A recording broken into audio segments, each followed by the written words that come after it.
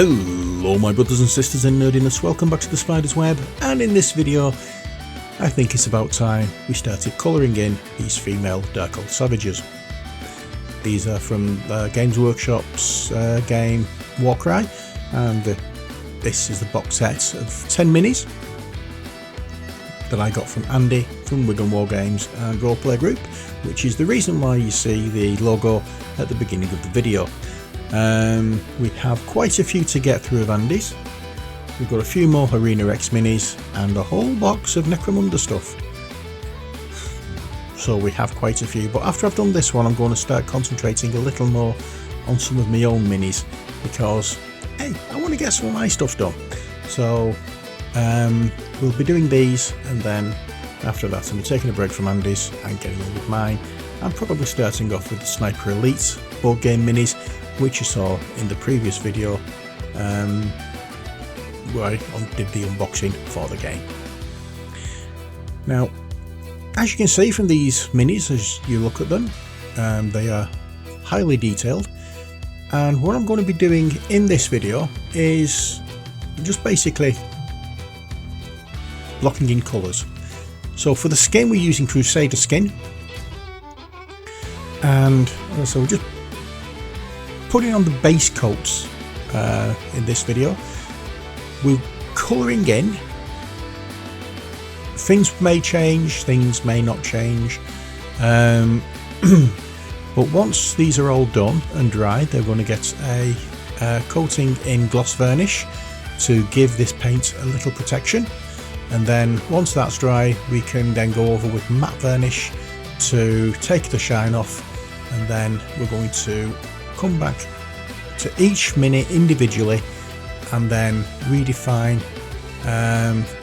fine tune, whatever you want to call it, pick out more detail, highlight, that kind of thing. But once we've done this stage, in fact let me explain what we've done so far.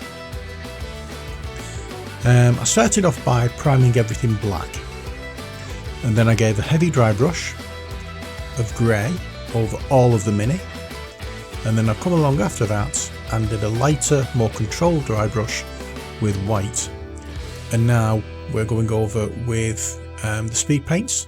This at the moment is known as the slap chop method. It's going all around, and going all around YouTube, and everybody's making such a big deal out of it. And you know, once it's done, you can keep it this way. You don't have to do anything more. The tabletop game minis, the playing pieces, you can do this, varnish them, and you're good to go. They will do at a push. But I like coming back and picking out details, highlighting this, that and the other. So yeah, that paint scheme, or that paint style rather, is not something that I would just do and then call it finished. To me it's just the start, and you know, it's a good start. It does what you need it to do. It colours the mini in, it helps you pick out details, you can see where you're going. It's basically a roadmap of the mini itself, and I enjoy this technique for the way I do things. It does help. Now, as I said, I could come back and change things. I will be doing with the skin. It won't be staying the Crusader skin. I'll be changing skin tones from one minute to the next, more than likely. Sometimes I might do, I might do the same skin tone. But, the choice is there. Once you've got this colour on, these colours on, it's not set in stone that you have to keep them like that, and I won't be in some cases, but that's your prerogative as a painter. As Bob Ross used to say, with every tube of paint you buy you get a free artistic license. And no, many a true word spoken in jest, but this is true. Once you've bought them and you start painting, they are yours to do with as you wish. And I keep saying this, don't stick with official colour schemes, Don't try and match what other people are doing. Do your own thing. Enjoy the painting hobby. Now obviously when it comes down to certain things like armies that have a uniform, then obviously you paint to that uniform style. Pally bone next for anything that is bone. But with these, I see it, there's no uniform. Now, as you may notice as we go on with this, I do make it as though they have a uniform, or they're all from the same tribe, so have similar coloured clothing. But that was something I decided to do after I'd started painting the male minis. It's just easy at this stage to block colours in and do the same thing on each mini. You know,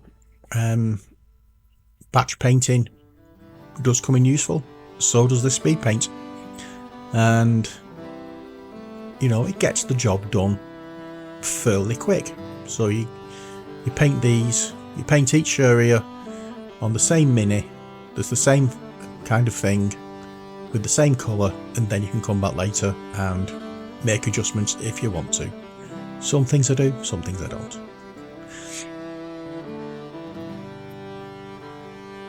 You're going to see in a bit that I do actually use what people are quite a divisive issue with speed paints, that some people think is a flaw, some people think is a bonus, but the reactivation thing with these speed paints, I'm going to use that to my advantage a little bit later. You'll see what I mean, and it does do a good job of what I want it to do, which is to blend in two colours. It's so easy with speed paints to make a blend, and it's something I find very difficult with normal acrylic paints, but with these it's a doddle, you know, but you'll see what I mean a little bit later. I just like giving a bit of a preview. Grim Black next, and this, for the majority of this one, is going over anything that is metal, and as you know, I will be coming back and painting them with metallic colours, and I'll be doing the same thing with these ones as I did with the male ones, the purple and green effects, but not obviously in this video, because all we're doing is just slapping on speed paint and blocking in the colours and trying to find different areas and make sense of what each individual piece is, because they may be small minis but they are quite busy, and with some of the areas on these I'm not quite sure what they are, and I don't actually realise what some things are until you actually come around to highlight, which does sound strange, but yeah, it's an issue I do have. I do struggle sometimes with fairly detailed models trying to pick out what things are, so that's an advantage we have with doing this type of thing, where we can lock in colours and, you know, basically get everything coloured in so we can actually see what things are, and then when we come back to actually fine tune everything, you can look at it and say, actually that's not quite right, that should be this, or that should be that. So it does help dramatically with it, and it also gives you an idea of what kind of colours to use anyway, especially as these minis, well, the paints tend to be named things that are quite obvious, unlike certain other companies that make silly names up for the paints. These actually tell you what they're supposed to be and what the ideally would be used for. So we have we've already had a bone colour, and we've had a flesh colour, so that tells you that one will be done on bone, one will be done on flesh, you know. I mean, obviously it's just basic guide, it's not actually something you stick to as a rule, but it's there. It gives you an idea what kind of colour it is. And here you can see me going along the bottom of this cape that this sorceress, or whatever she may be, is wearing. Purple alchemy now, and a couple of these ladies, for want of a better word, are going to get a bit of a hairdo now. Bit of a dye job. So I decided to make a couple, or give a couple some outlandish coloured hair. With the style that they have, it seemed to work. Seemed to have shaved on one side or shaved at the sides and along at the top, that kind of thing. So I thought it looked good. And then we're going into black here, just to colour in some elements that I've missed. And there we are. And rinse the brush out. I'm back into the pinky purpley colour, and yeah, more hair. I don't think I do this with anybody else. I think it's just these two I do it with, because they've got a fairly similar colour hairstyle. Absolution green now.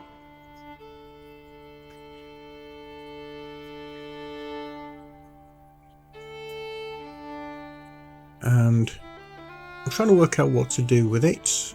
I've decided not to do anything on that one. And here is where I'm talking about with the blend. Going in from this green into the black, it gives it a quite nice blend. So it looks as though at the bottom of the cape and in the shadows it's darker. At the bottom of the cape, where it will be more prone to getting dirty from being close to the ground. I mean, it's not all in your face black, it is just darker, but it's the blend that I was looking for. And you know, once it's dried, you get that blend and it looks nice. You might be able to see it a little bit there, but not to any great extent, but it does look good. And that's what I mean, it can be a benefit or it can be a disaster. Hardened leather now. Surprisingly enough, this is going on leather. You know, these are sort of like barbarian, part of a barbarian horde, I would imagine, and I don't see them in any way, shape or form working on dyeing leather once they've cured it. They will just make it as it is, make things out of what it is. So yeah, that's the way I see it, and you know, that's the way I'm working with it. So anything that I think is leather, any pouches, all the boots, that kind of thing, they will be painted in this colour. I'm even using leather on these straps that go up her back to tie her torso covering, shall we say, for want of a better phrase, to hide her modesty, as it were. And yeah, all the boots, all the pouches, very, very obvious what I'm doing here. Nothing incredibly outstanding. And so we're just making a point of what things are. You know, once you can get that idea of this is for that, that is for that, this colour's for this colour's for that, that kind of thing, it makes your painting job a lot easier. It may not seem exciting, but at this stage it doesn't have to be. You could mix other colours in with the leather to make it a slightly different tone, I suppose, but as I said at the beginning, this is a just blocking in colour. You can always come back and change it later on if you wanted to. You can always add more things to it if you wanted to. So nobody's tying your hands behind your back and threatening you to force you into colouring things and keeping them at that colour, everything can be changed. So everything can be changed, everything can be adjusted, and that's the majority of the thing when it comes down to painting anyway. It's all a case of adjustments. Next we're going to use Zealot Yellow, and if you remember from the male minis that I painted, they had little tabards from the belt that I painted yellow. So all the cloth on these, or for the majority of it, is going to be yellow as well to tie in with that. Don't know why I thought of yellow for these, but I did, so that's what I'm doing. I'm sticking with the colour to show that they're from the same tribe. You know, they all got the same, like, you all got the same kind of cloth from the same people. Doesn't have to be terribly adventurous. You know, they're from the same tribe, they want to show they're from the same tribe, so they were the same kind of colouring.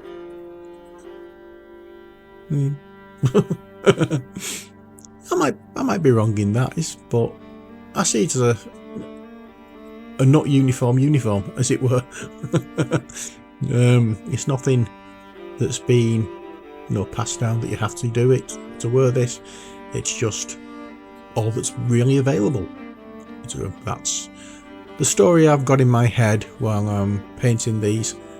All the cloth is what is available, so that's what they're wearing. You know, you can make these little stories up as you're painting as well to explain why you're doing things. It just makes it that little bit more fun, if anything. I mean, I always find that painting is very relaxing, and with using this method of painting with minis, I find it even more relaxing because I don't have to worry. I can just get the colours on, and if I don't like them once they're on and dried, they're very thin, they can just go off. They're not going to be taking up much in the line of detail. So I can just paint over them, and you know, they would look just as good after a change of colour than they do with the original colour I put down. Now Darkwood, guess where this is going?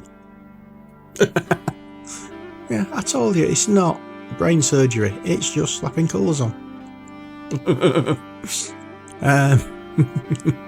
Yeah, this is going on any word that's wood, which is the spear shaft, and I forget to do the axe handles on this. I'll tell you that now, I do forget to do the axe handles, but I sort them out when we come down to doing them individually, so don't worry about that. You're not nothing's going to be missed. But yeah, always miss something. I always miss something. There's certain things in this as well that I didn't paint, because I didn't want them to have that underlining colour when I came to paint it. But there's not much. Might be a bangle or two on their arms or whatever. And here you can see I've mixed the yellow and I think some of the leather colour together to do some of the fur. It just makes it a slightly different tone, makes it stand out a little bit from the boots.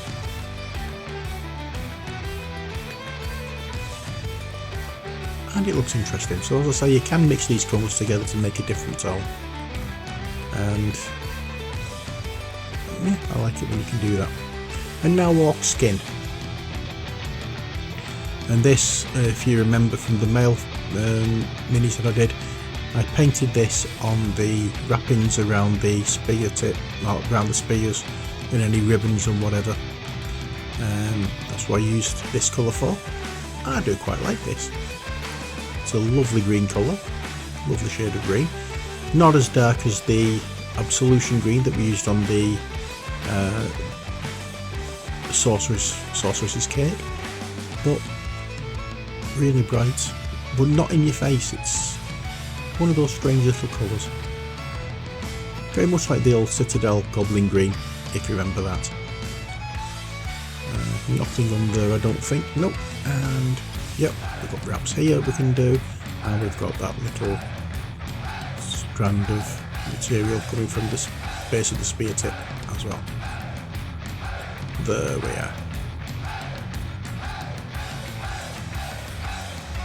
And I do remember to paint the wraps around the axe handles. I don't remember to paint the axe handles.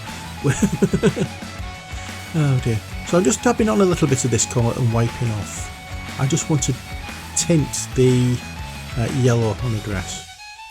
Now runic grey. This is going over some areas. I can't remember what I actually painted this with. Did I do her or some of the fur? Yeah, I did some of the fur with this. It is a nice colour for fur. Not too dark, not too pale. Makes it look like it was from an animal in winter, in its winter coat. So a lot paler.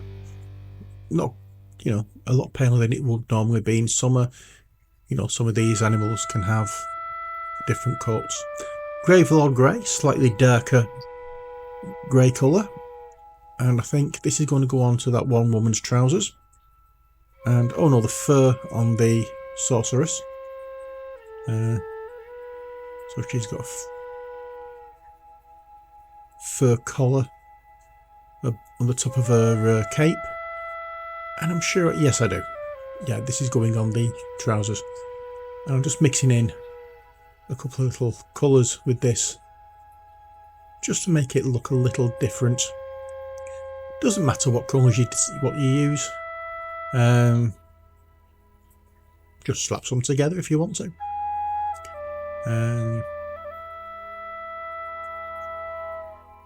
Yeah, you don't have to keep them as they were straight out of the pot. You can mix and match. And now malignant green. I'm going to use this for a couple of the tops of these women. I'm saying tops for want of a better word.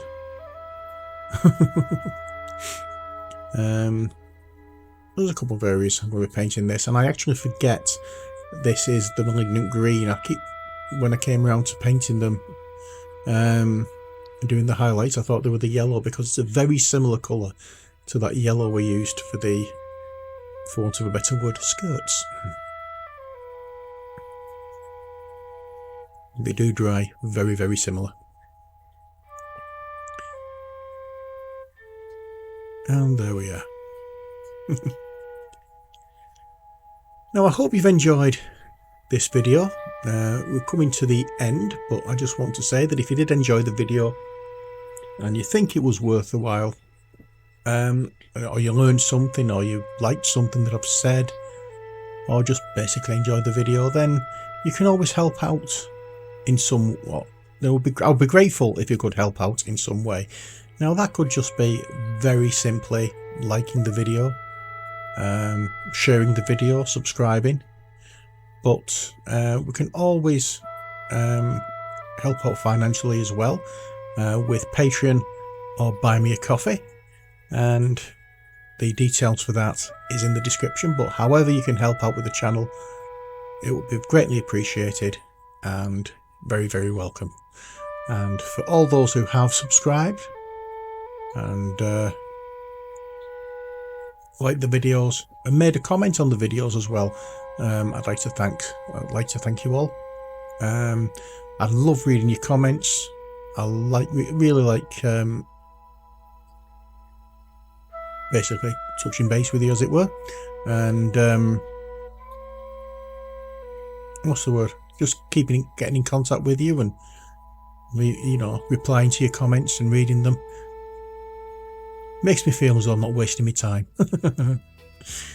Anyway, this is about all we have time for this video. As you can see, I'm just going into different colours now and just touching up areas that I think are a little too pale or I've missed. But as I said, that's it for this video. I hope you've enjoyed it, and stay tuned for when we start over the next few days of fine-tuning all of these minis and giving them the look they deserve. But that's it for this video. Until next time, as always, stay safe and take care God bless, and bye for now.